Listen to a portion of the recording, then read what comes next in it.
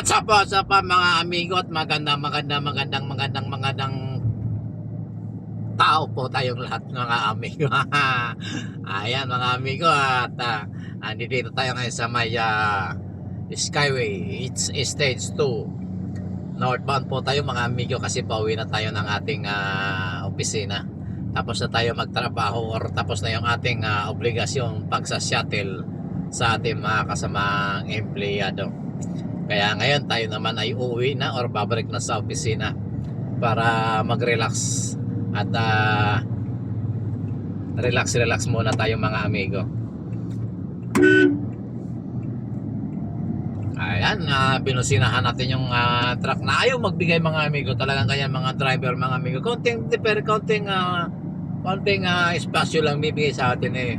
Split seconds makakatawid na tayo, pero hindi siya nabigay talaga. Okay lang mga amigo, tuloy mo ang buhay mo at ingat-ingat ka sa iyong pagmamaniho amigo. At kung saan ka man patungo, sana ipagpalain ka ni Lord. Ayan si amigo. Kaya pala magkasama silang dalawa, kaya ayaw niyang magbigay. Pero it's not good, kailangan mong magbigay. Hindi yung puro ikaw ang pagbibigyan amigo. Ayan, anyway mga amigo, tuloy-tuloy tayo. Dito tayo ngayon sa Skyway northbound kasi pabalik na tayo ng Makati mga amigo. At enjoy sa buhay mga amigo. At ayan, habang tayo habang tayo naman pabalik, siyempre kailangan natin maghanap buhay. Kailangan natin sana mga amigo doon sa mga makakapanood nitong ating video ay suportahan nyo po ang ating amigo. Meron po tayong mga short video dyan at meron po tayong mga mahabang video. Masaya na siyos mga amigo kahit ilan man yung mga yung views natin. Ang importante meron tayong nai-upload at saka kahit ilan meron ding nanonood sa ating mga videos. Ayan, medyo kung napapansin nyo yung ating kalangitan ay medyo maitim dahil sa ulap siguro o sa pollution.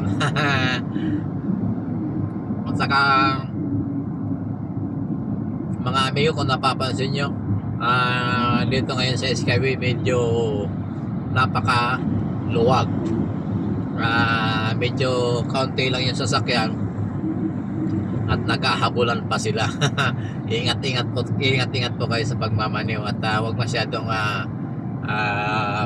banat sa pagpapatakbo.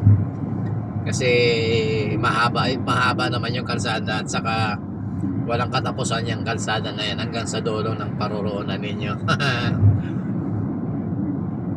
Ayan. Ngayon ko pala isang shuttle driver or nagsusundo ng ating mga co-employee. At maliban doon, meron pa tayong trabaho. Sa pagkatapos natin maghatid at kaya magsundo, meron pa tayong mga pinupuntahang kliyente. Kung saan ang kliyente pupunta tayo nakakarating. Kung mapapansin nyo sa ating mga video, meron tayong mga pinupuntahan mga lugar na hindi naman natin na pinapakita kung sino yung kliyente na pinupuntahan natin. Kasi baka ayaw nilang i-upload yung mga mukha nila, ay ayaan na lang natin. Mas magandang umiwas na lang. Huwag na natin silang kunan. Huwag na natin kunan yung kanilang pagmumukha. Talagang ganyan. Kasi ingatan din natin yung kanilang mga privacy. Iwasan din natin yung kanilang privacy na malantad na hindi na natin tayo nagpapaalam sa iba sa kanilang personal na buhay mga amigo. Ayan, hindi nyo napapansin mga amigo sa kabila yung southbound. Ayan build up yung traffic. Siguro yung traffic na yan mga amigo abot na naman yan doon sa may Nagtahan or minsan lumabot mga amigo Santa Mesa yan.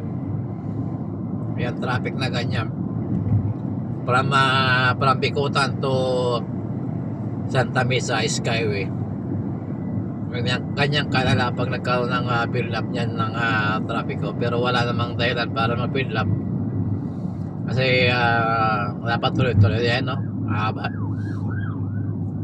Siguro mayroon na tayong tinakbo na mga 2 kilometers, ayan. Pero mas malala yata dito sa dulo. Kasi pero moving naman siya mga amigo.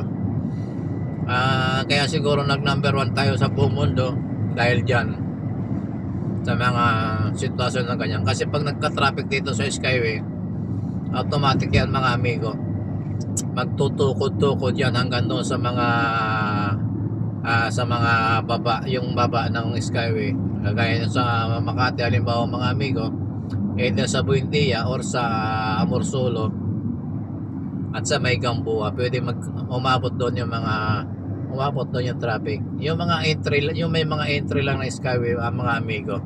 Pero dahil sa mga entry na yan na napupuno din yung mga secondary road doon sa baba ng Skyway.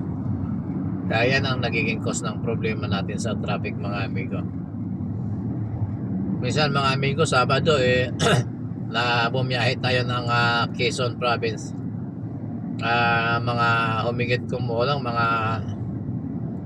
siguro mga alas 2 yata tayo umalis ng Alabang. Pagpasok pa lang natin ng Skyway mga amigo, ng Expressway mga amigo. Ay talaga naman kala ko nasa parking lang kami Yung 3 oras na biyahe mga amigo papunta ng Quezon naging 6 na oras. Kasi maliban doon sa traffic sa expressway, umabot na rin na San Pablo, Santo Tomas, yun, napaka-traffic. Kaya yung 3 oras naging 6 na oras. Naging double yung travel time natin mga amigo. Anyway mga amigo, dito na tayo ngayon sa may area ng airport, Ninoy Aquino International Airport mga amigo. Yan, ako napapansin nyo, NIAX. Going to NIAX mga amigo. Pero hindi tayo pupunta raw kasi pupunta nga po tayo ng Makati at uuwi na tayo ng opisina mga amigo. Takbong pugi lamang tayo mga amigo kasi hindi naman tayo nagmamadali. At yung kumbaga pabalik na tayo at keep safe na lang pagmamaneho lagi. Kasi mahirap na baka mamaya sa kamamadali natin magkaroon pa tayo ng problema maliit na nga yung ating sinasahod mga amigo, magkakaproblema pa sayang naman. Kaya ganito na lang, takbong pugi. Pasensya na doon sa mga sumusunod sa atin kasi yung sinusundan din natin takbong pugi rin. Ayan, ganyan lang mga pugi mga amigo. Yung dahan-dahan lang sa pagpapatakbo. Kasi pugi nga, kaya dahan-dahan lang. Lahat tayong magpapatakbo ng ganito ay lahat takbong pugi. Kaya marami rin pugi dito sa Pilipinas mga amigo. Sa mga katulad namin mga nagmamaneho or mga driver.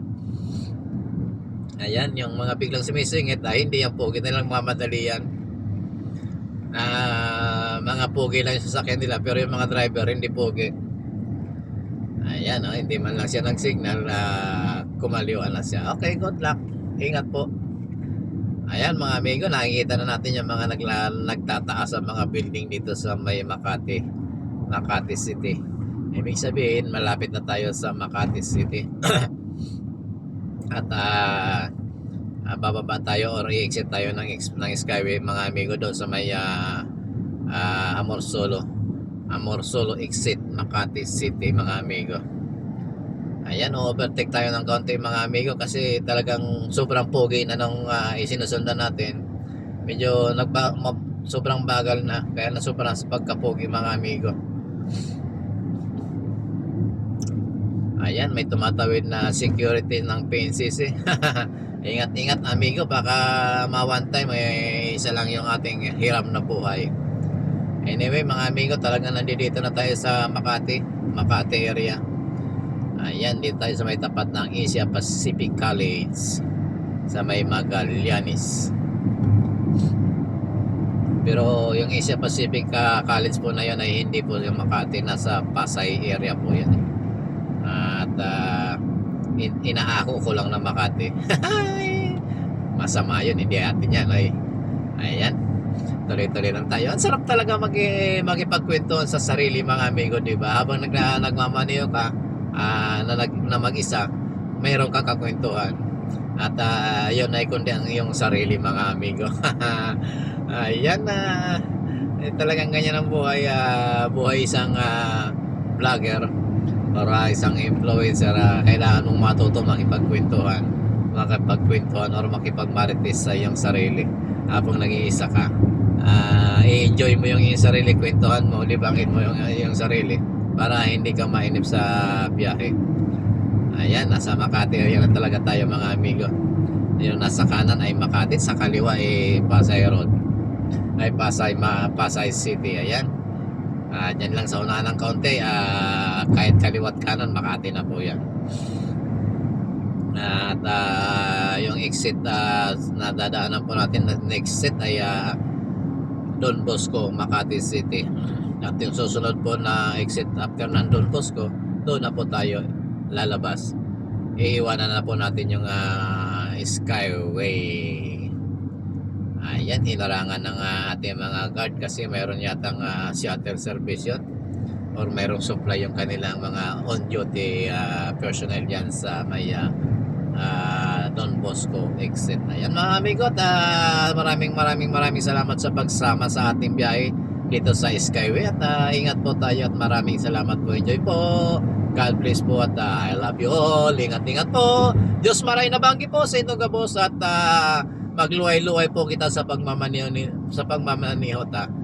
Okay na po, andito na, aniyo na po kita ko niyan sa may Makati, Amorsolo exit at Campua. Ayan, kung hindi nyo pa to kung hindi pa kayo nakakadaan dito at napanood nyo to at may pupuntahan kayo dito sa may Makati Medical Center, ito lamang po ang inyong exitan, yung Amorsolo Amorsolo exit. Manatili lang po kayo sa kaliwa at dire-diretso lamang po. At pagdating nyo ron sa may pangatlong stoplight, yun na po ang Makati Medical Center. Bye bye po. I love you all. Ingat. At magandang gabi po sa inyong lahat, mga amigo.